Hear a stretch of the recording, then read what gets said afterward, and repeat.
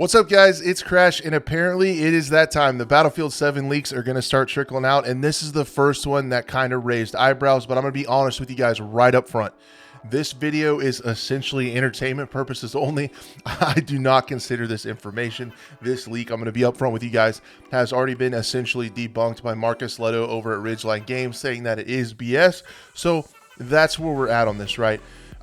I'm not even going to say take this with a grain of salt because I don't think it is true, but there's some really interesting stuff in here. The Battle Royale concept towards the end is really interesting. So I would encourage you to stick around. We're going to treat it like we do with leaks like this on this channel, where we're not taking this as gospel. We're taking this as talking points, right? This gives us an opportunity to think ahead, to wish ahead, and start formulating our opinions and what we would like to see in the next Battlefield, because we can look at this leak and we can say, hey, would this be cool?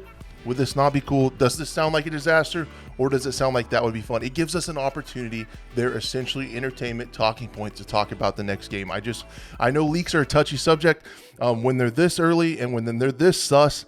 I think they're for entertainment purposes only. We can say, what if, what do you think? And with that said, I would love to hear what you guys think, hear from you what you guys think about this in the comments down below. But I just wanted to get that out of the way. If you're interested in hard and fast news and facts, this probably isn't it. Entertainment purposes, let's talk about it just a little bit. So this was claimed to be a leak, and there's a lot of stuff in here, guys. It's pretty sus right off the bat. Leaked on 4chan by someone who was allegedly a former DICE employee that was fired for no reason. Do people get fired for no reason very often? Not really. So you're kind of starting out pretty rough. So yeah, we'll see about that. I don't believe that to be true either. So we're already not starting well. But let's just talk about what's said and see what we think. So the first thing that they say is specialists return with a classic mode available in custom games. That is really hard to believe too. With all the feedback on specialists, there's a very small percentage of people that really like specialists anyway. It's hard to imagine them going back to it, right? Like, I can't see them going back to it. It's kind of what we already have with Portal, you know, the classic modes available in custom games. And then the next thing they say is the campaign is a direct follow-up to Final Stand, focused on stopping Russia from forming the pack. Wrecker returns is the playable character, big focus on huge set pieces and an emotional backbone. That doesn't seem like too big of a stretch. That's something you or I could have probably came up with, so that's not really a huge stretch either. And then again, we know that Marcus Lehto is working on this, so he would be the most familiar with what's going on with the campaign. And again, he said this was BS. So if that happened, that would be cool. Again, campaign is coming back. It sounds like they're working on that. Not sure if it's standalone or part of the next game. I'm just not like super amped about campaigns. They are cool. I would love to see it for people that enjoy that.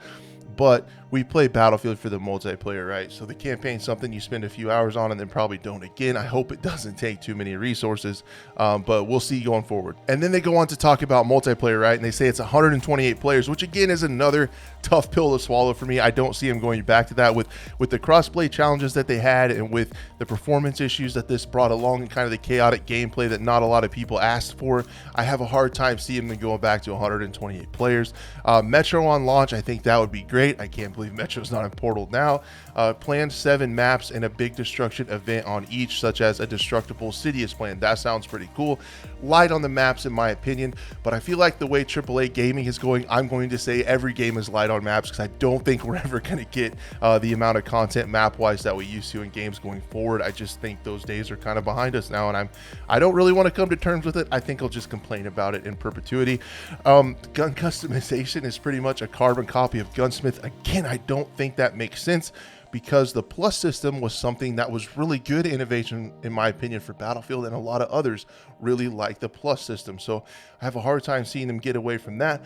I wish they would just improve on the plus system, add some different, more variety of attachments that maybe have a little bit more of effect on the gunplay, make it more of the game of the meta, and I think that would be pretty cool.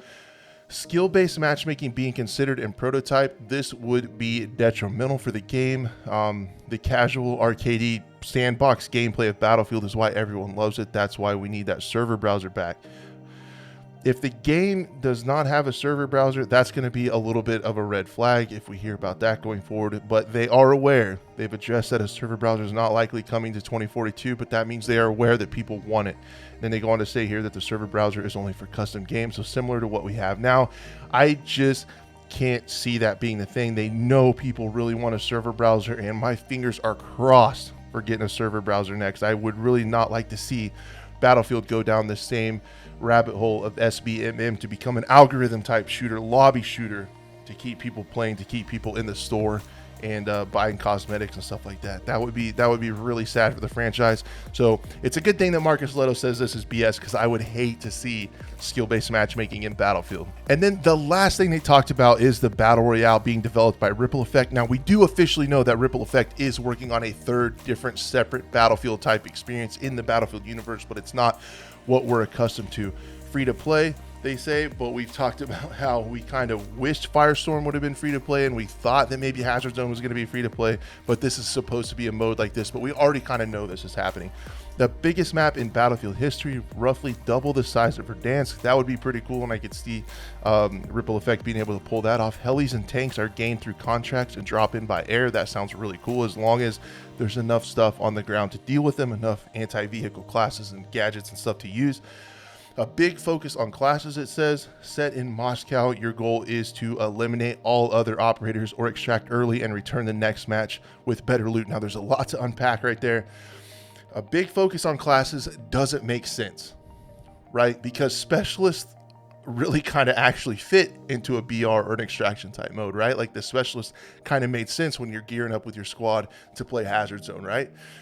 So it really doesn't make sense that the multiplayer would have specialists and the Battle Royale wouldn't. That kind of doesn't make any sense at all. And then especially with, you know, the success of Apex and stuff like that. So this is kind of the only unique idea in the whole thing that I think actually sounds kind of cool.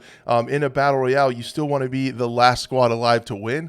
However, if you get some really good loot, you're not feeling it, you can extract early and try again on the next one and bring that better loot and try to set yourself up for a win that way. Extract early, try again, or just go ahead and go for the win. I think that's a really kind of a cool take, like kind of a mixture between extraction and Battle Royale. So that actually sounds kind of cool. Like that would be neat.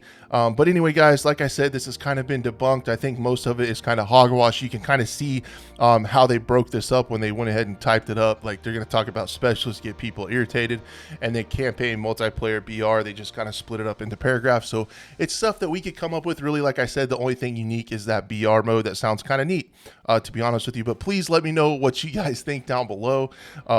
Yeah, I guess this stuff's kind of starting.